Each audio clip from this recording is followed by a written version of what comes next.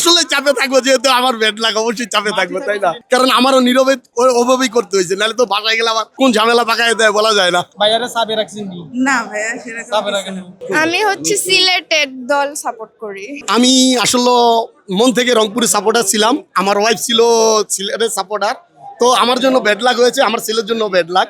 ও আমার সাথে সাপোর্ট করেছে রংপুরের, কিন্তু আমার ওয়াইফ গুড লাক, ওর জন্য গুড লাক আর কি। আসলে চাপে থাকবো, যেহেতু আমার ব্যাড লাক, অবশ্যই চাপে থাকবো, তাই না? মাঠে অতটা চাপে ছিলাম না, ও নীরবে করেছে আর কি সিলেট।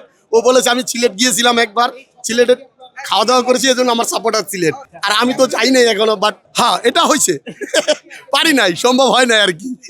কারণ আমারও নীরবে ওভাবেই করতে হয়েছে, নাহলে তো বাসায় গেলে আবার কোন ঝামেলা পাকায় দেয় বলা যায় না। আমি সিলেট গেছি, সেজন্য আমার সিলেটে সাপোর্ট করতে ভালো লাগছে, সেজন্যই আর কি, আর কোনো কিছু ভাইয়ারে সাবে রাখছেন নি? না ভাইয়া সেরকম সাবে কিছু রাখেন না।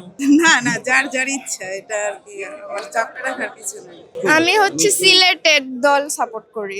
আসলে অনেক ভালো লাগতেছে। আমার ফ্যামিলিতে হচ্ছে সবাই হচ্ছে 3 জন 4 জন, আমরা সবাই হচ্ছে রংপুর সাপোর্ট করে, আমি হচ্ছে সিলেট সাপোর্ট করি। তো এক বলে যে 6 রান হবে, এটা আমার কোনোদিন আশা ছিল না।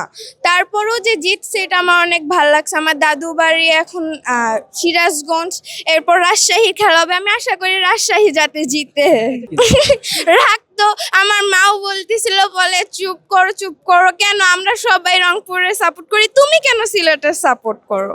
And আমি বলতেছি বলে আমার ভালো লাগে, দলটাকে আমার ভালো লাগে। দল হারলেও তো আমি ওটাকে পছন্দ করি। এখন যার যেটা যেরকম পছন্দ করে সে সেরকম।